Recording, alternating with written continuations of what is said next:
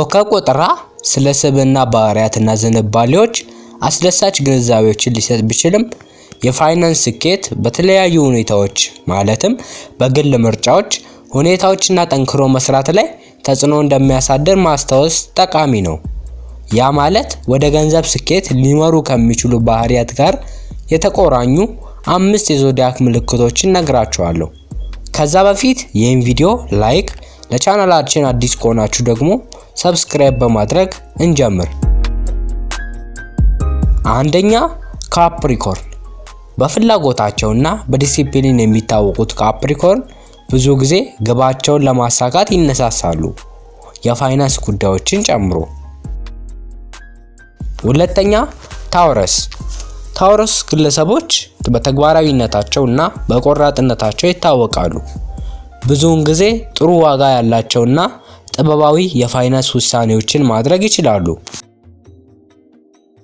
ሶስተኛ ሊዮ። ሊዮ የተፈጥሮ መሪዎች ናቸው እና እድሎችን ይስባሉ። የነሱ ማራኪነት በንግድና በኔትወርክ ውስጥ ሊረዳቸው ይችላል። ይህም ወደ ገንዘብ ስኬት ሊያመራ ይችላል። አራተኛ ስኮርፒዮ። ስኮርፒዮ ብልሃተኛና ስልታዊ አስተሳሰቦች ናቸው።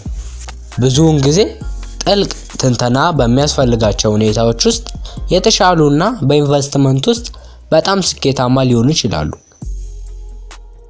አምስተኛ ቪርጎ። ቪርጎዎች ዝርዝር ተኮርና ትንተናዊ ናቸው።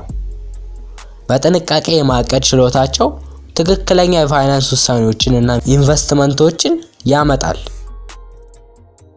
ያስታውሱ፣ እነዚህ ባህሪያት ለገንዘብ ስኬት አስተዋጽኦ ሊያደርጉ ቢችሉም ግላዊ ውጤቶቹ በግል ጥረትና ሁኔታዎች ላይ ተመስርተው ይለያያሉ።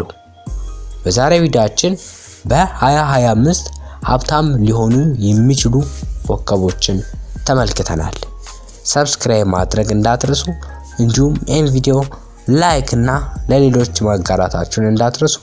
በቀጣይ ቪዲዮ እንመለሳለን።